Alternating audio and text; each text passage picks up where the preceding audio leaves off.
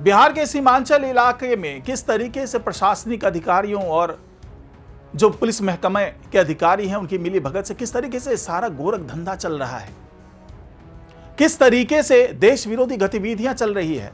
मैं बार बार आपको बताता हूं, हर दूसरे दिन एक वीडियो लेकर के आता हूं जिसमें मैं बताता हूं कि सीमांचल के इलाके में क्या कुछ चल रहा है, पर्दे के पीछे कितना बड़ा खेल खेला जा रहा है और परत दर परत वो सारी चीजें सामने आ रही है, खुल रही हैं। सारे जो राज हैं उसका पर्दाफाश हो रहा है क्योंकि एक सिरा अब हाथ लग चुका है और उस सिरे से जुड़े हुए जितने अधिकारी हैं सब लोग अब धीरे धीरे सामने आ रहे हैं। तो अंदर की बात मैं आज बताऊंगा आपको कि सीमांचल में हो क्या रहा है और कैसे ये सारे पुलिस अधिकारी या यूं कहें कि दूसरे प्रशासनिक अधिकारी निशाने पर आ रहे हैं और कैसे उसमें संलिप्त हैं।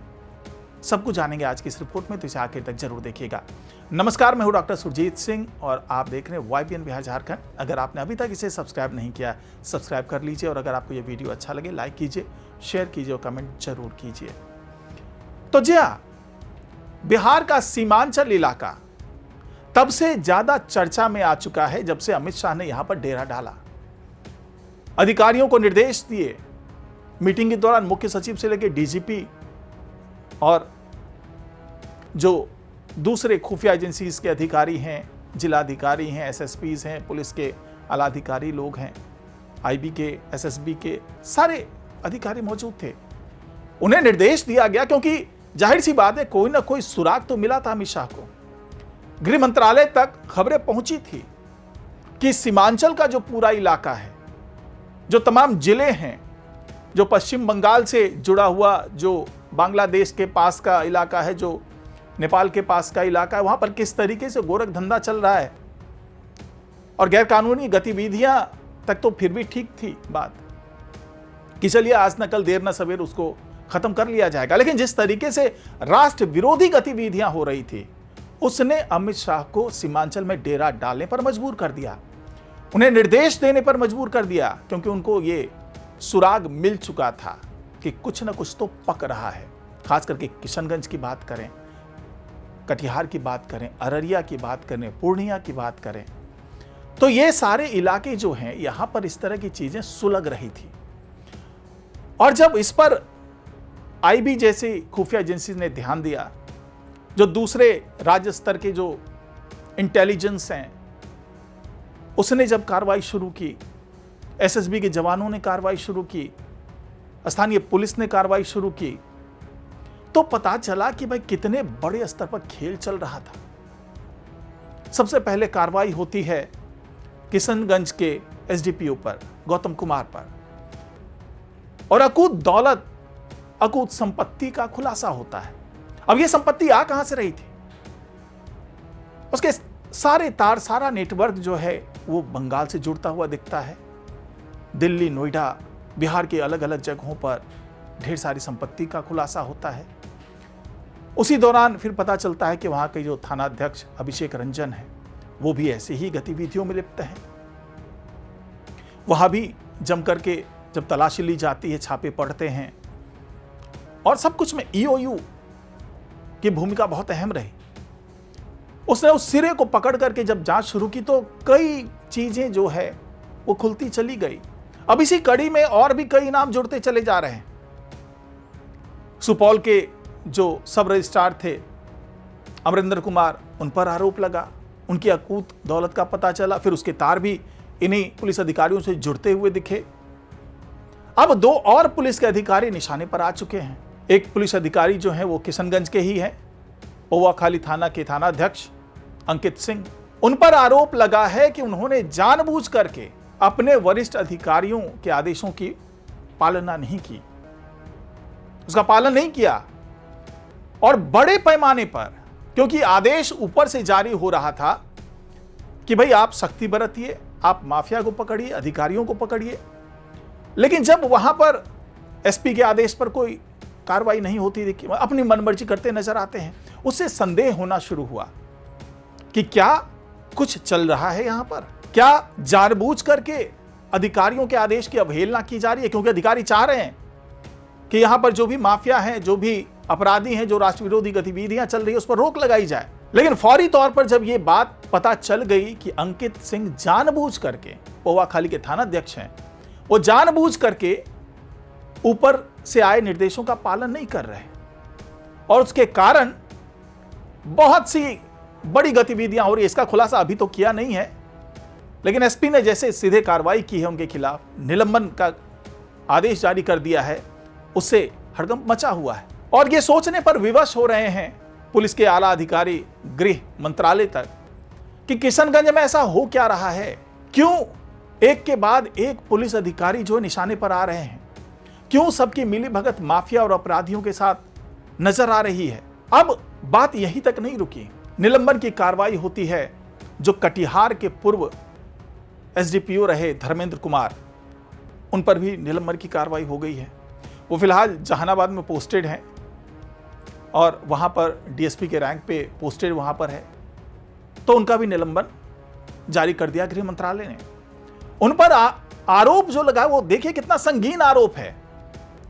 आरोप यह है कि जब वो कटिहार में एसडीपीओ के पद पे तैनात थे, जब उनकी जिम्मेदारी थी अपराधियों को पकड़ने की, जब उनकी जिम्मेदारी थी घुसपैठियों को पकड़ने की, जब उनकी जिम्मेदारी थी माफिया पर अंकुश लगाने की, उन दिनों एक सुराग के आधार पर पूर्णिया पुलिस पहुंचती है कटिहार, और कटिहार में पहुंचने के बाद उनसे सहयोग मांगा जाता है कि भाई यहां पर अपराधियों की धरपकड़ होगी, कुछ जगहों की सूचना आई है। और ये कोढ़ा थाना क्षेत्र की बात है जहां पर यह अधिकारी डेरा डाले हुए थे और उसकी सूचना पूर्णिया पुलिस को मिल चुकी थी। और एक बहुत ही जो कानूनी प्रक्रिया होती है उसके तहत इनको सूचना दे दी गई थी एसडीपीओ साहब को, धर्मेंद्र कुमार को, कि भाई आप सहयोग कीजिए, उन अपराधियों को पकड़ना है। लेकिन पूरी तरीके से असहयोगात्मक रवैया नजर आया धर्मेंद्र कुमार का। और आरोप तो यहां तक लग रहा है कि धर्मेंद्र कुमार की मिलीभगत उन अपराधियों के साथ थी। धर्मेंद्र कुमार ने संरक्षण दिया हुआ था उन अपराधियों को, और जब पूर्णिया से पुलिस आ गई, जब ये मजबूरी हो गई कि भाई आप उन अपराधियों को पकड़िए, पूर्णिया पुलिस का सहयोग कीजिए, तब जानबूझ करके वहां पर लापरवाही बरती गई, पूर्णिया पुलिस के निर्देशों का उल्लंघन किया गया और इतना समय दिया गया अपराधियों को, और यहां तक कहा जा रहा है कि अपराधियों को सूचना तक दे दी गई थी कि भाई अब आपके खिलाफ कार्रवाई होगी, जितनी जल्दी हो आप उस जगह को छोड़ के चले जाइए। और ऐसा ही हुआ।